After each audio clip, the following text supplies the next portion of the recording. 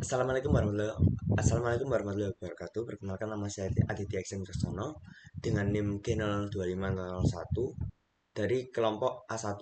Jadi, yang mau saya jelaskan kali ini yaitu mengenai laporan 1-3 mengenai dinding abdomen, sistem aksesoria, tractus digestivus superior et inferior. Baik, kita langsung masuk ke laporan pertama, di mana yaitu kita langsung masuk ke soalnya saja, yaitu jelaskan mengenai pembagian lapisan dinding abdomen anterolateral dan juga posterior.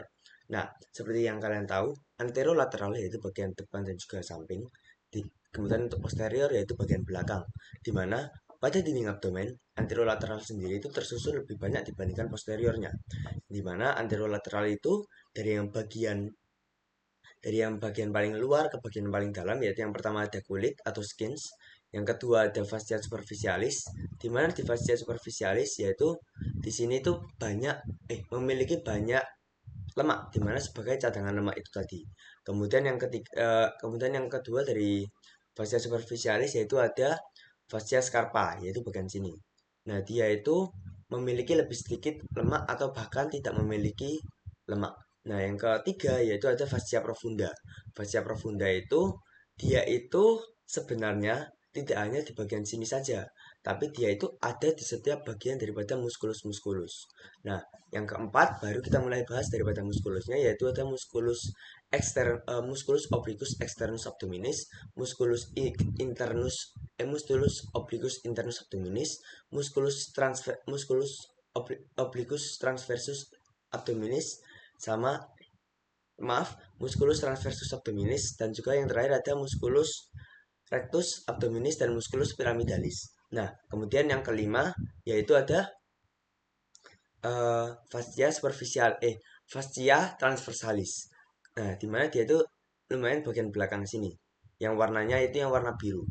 Nah, kemudian ada yang keenam yaitu ada ada fascia extraperitoneal, di mana dia itu yang warnanya yang warna kuning ini. Nah, kemudian dan yang terakhir atau yang paling dalam yaitu ada peritoneum parietal. Nah, bedanya anterior sama posterior itu ada di bagian di mana di posterior sendiri dia itu tidak memiliki fascia profunda dan juga tidak memiliki fascia transversalis. Di mana kalau di posterior dari yang paling luar itu dia itu dari yang paling luar yaitu ada kulit, kemudian ada fascia superficialis dorsi, kemudian yang ketiga yaitu ada musculus. Nah, musculus ini dibagi menjadi 4 bagian. Dari lapisan yang pertama yaitu ada musculus latissimus dorsi, kemudian yang kedua ada musculus obliquus externus abdominis, musculus erector spinae, musculus longissimus dorsi, musculus serratus posterior inferior. Kemudian untuk lapisan yang ketiga yaitu ada musculus obliquus internus abdominis, musculus multifidus, musculus interspinale, musculus interspinales. Kemudian untuk lapisan yang keempat atau lapisan yang lebih dalam yaitu ada musculus transversus abdominis, musculus quadratus lumborum, dan musculus iliopsoas. Nah, kemudian lanjut bagian lain yaitu uh, ada namanya fascia extraperitoneal, di mana fascia extraperitoneal berarti dia itu lebih dalamnya lagi, di mana dia itu berisi daripada jaringan lemak.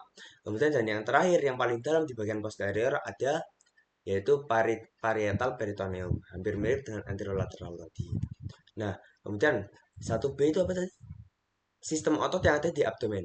Baik, kita jelasin dari sistem otot di abdomen, di mana kalau di abdomen itu ada namanya flat muscle dan juga vertical muscle. Flat muscle itu dia itu ada tiga, yaitu ada musculus obliquus externus abdominis, musculus obliquus internus abdominis, musculus transversus abdominis, dan juga uh, cukup. Nah, dari tiga itu yaitu externus, internus, dan juga transversus, dia itu ketiganya ini yang bakal membentuk daripada linea alba. Linea alba yaitu yang berada di bagian perpotongan daripada bagian tengah ini, di mana contohnya apa namanya uh, ini bagian rectus dan juga umbilicus, dia itu semuanya kalau umbilicus ada di pertengahan antara tubuh. Kemudian kalau rectus dia itu yang dia itu memiliki dua bagian yang dimana dua bagian itu dibagi sama linea alba. Nah, linea alba yang membuat yaitu flat muscle. Kemudian ada juga vertical muscle. Vertical muscle dia itu ada namanya dibungkus sama vagina musculi recti, di mana ada dua yang dibungkus, yaitu ada musculus rectus abdominis, di mana musculus rectus abdominis kan ada tiga, yang bagian sini, sini sama sini, di mana yaitu yang pertama yaitu yang dimana ketiganya ini dinamai yaitu intersectiones tendinae, di mana dari yang paling atas yaitu setinggi processus xiphoideus, xiphoideus itu biasanya di bagian sini, kemudian setinggi umbilicus dan mohon maaf, setinggi umbilicus dan juga setinggi di antara keduanya ini. Kemudian juga ada musculus pyramidalis. Lanjut yang 1C. 1C yaitu pertanyaannya apa mengenai organ retroperitoneal dan juga intraperitoneal. Baik, untuk organ retroperitoneal dan juga intraperitoneal, kalau kalau pada kalau pada organ retroperitoneal ya berarti dia itu hanya dibungkus hanya pada bagian abdomennya saja, tidak dibungkus seluruhnya. Yang dibungkus hanya yang berhubungan dengan abdomen. Kalau yang lainnya enggak. Kemudian kalau organ intraperitoneal, dia itu yang dibungkus itu semuanya.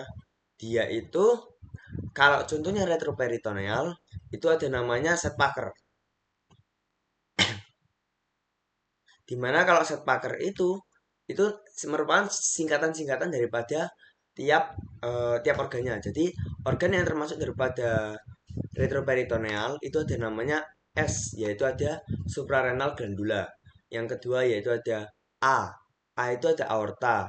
D itu ada duodenum kecuali pars superior. Kemudian ada P, pankreas kecuali kauda. Kemudian ada ureter. Habis itu habis itu C-nya itu yaitu colon ascendens et descendens. Kemudian K-nya itu kidney, E-nya esophagus dan juga R-nya yaitu rectum. Nah, kemudian kalau organ yang masuk daripada organ retroperitoneum yaitu hanya apa namanya? Selain daripada organ retroperitoneal tadi. Contohnya meliputi apa? Meliputi gaster, duodenum, pars superior, habis itu jejunum, ileum, kemudian appendix vermiformis, setelah itu kolon transversum, kolon sigmoidea, cauda pankreas, sama lien sama hepar. Mungkin itu. Nah, lanjut ke soal nomor 2. Laporan 2, jelaskan anatomi gaster berdasarkan sphincter yang ada di gasternya. Dimana kalau gaster sendiri kan kalau kalian tahu, mungkin di sini aku mungkin kurang menjelaskan. Nah, kalau di bagian gaster, bagian yang paling atas sendiri ini itu namanya fundus. Dimana nanti kalau dia itu berada di bagian paling atas atau paling apikal. Nah, di bagian sini itu ada namanya yaitu eh kardia, dimana dia itu sebagai penyambungan dengan esophagus, di mana nanti dia itu memiliki yang namanya LES atau lower esophageal sphincter, di mana nantinya itu yang bagian daripada menutup dan juga tidaknya suatu asam lambung ketika ada di bagian antara gaster dan juga esophagus. Karena asam lambung yang ada di gaster dan juga esophagus itu memiliki kekuatan yang berbeda. Nah, jika LES tidak bisa menutup secara sempurna, maka akan mengalami suatu kelainan yang namanya yaitu GERD. Nah, kemudian di bagian sini itu ada namanya korpus atau bagian body. Kemudian di bagian yang lebih bawahnya lagi yaitu ada namanya pyloric antrum, dan juga di sini ada pyloric kanal. Yang kemudian di bagian sini ada namanya duodenum. Nah, duodenum itu nanti antara duodenum dan juga eh, kanal pylori itu ada namanya musculus sphincter pylori. Nah, kemudian kemudian di sini itu ada ada kurvatura mayor di bagian sini dan juga ada kurvatura minor. Di mana kalau kurvatura mayor itu untuk omentum majus, Curvatura minor itu untuk momentum minus. Dan juga nanti ada orifisium cardiacum, yaitu orifisium cardiacum yang dimana setinggi VTH 11. Dan juga ada orifisium pyloricum dimana nantinya setinggi VL1. Nah, kan aku tadi udah jelasin ada omentum maius sama omentum minus. Nah, kalau di gambar ini namanya omentum maius. Dan kalau yang di bagian sini, ini namanya omentum minus. Nah, kalau di omentum maius itu ada 4 lapis. Ada namanya musculus gastrocolica, musculus gastrosplenica, musculus gastrosplenica, dan juga musculus splenorenale. Nah, kemudian kalau di bagian omentum minus itu ada dua, yaitu ada namanya ligamentum hepatoduodenale, yaitu ada antara hepar dan juga duodenal. Kemudian ada ligamentum hepatogastricum, antara hepar dan juga gaster. Oke, lanjut. Laporan ketiga ya, jelaskan letak-letak appendix, letak yang paling umum, cara pengukuran beserta nama garis dan titik pengukurannya. Baik, kalau kalau kalian tahu, letak appendix sendiri dia itu terletak menurut garis McBurney. McBurney itu mengatakan kalau bukan mengatakan, menurut garis McBurney yaitu di mana pengukuran daripada appendix yaitu dari sias bagian dekstra hingga bagian hingga ke lateral sepertiga lateral.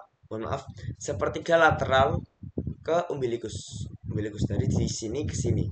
Nah, ini berarti di sinilah bagian daripada appendix, di mana itu garis Monroe picture yang dimana disebut sebagai McBurney, di mana ada juga menurut garis Lange. Kalau garis Lange itu mengatakan kalau dia itu diukur dari sias hingga ke sias sinistra, dari mana ujung appendixnya adalah 1/6 daripada lateral dekstra, berarti hanya segini doang nanti.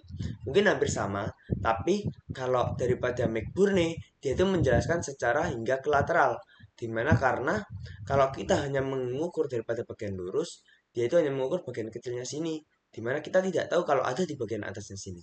Nah, kemudian kemudian ada namanya variasi letaknya.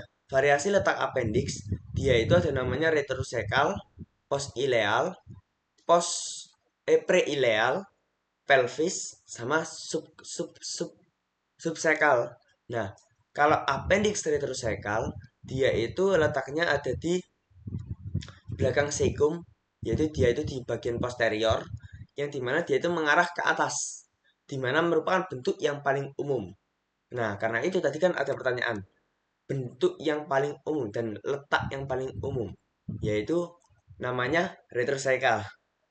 Nah, kemudian ada namanya post ileal. Kalau post ileal yaitu namanya lebih mengarah ke arah kiri di belakang ileum dan juga mesenterium juga. Nah, ini kan awalnya dia di bagian belakang, kemudian bagian depan. Nah, kemudian ada appendix pelvicum. Appendix pelvicum dia itu yang mengarah ke bagian bawah, ke arah pelvis. Dia itu melewati psoas mayor dengan ujungnya itu melebihi tepi atas daripada ke panggul bawah. Kemudian ada juga preileal, di mana preileal itu dia itu mengarahnya ke kiri. Dia itu di depan ileum dan juga mesenterium. Kalau post ileal berarti di bagian belakang daripada ileum dan juga mesenterium. Kemudian ada subsekal dan yang itu yang terakhir. Nah, kalau subsekal dia itu terletaknya descendens atau di bagian lumayan belakang daripada caudal. Mungkin itu saja dari aku. Terima kasih.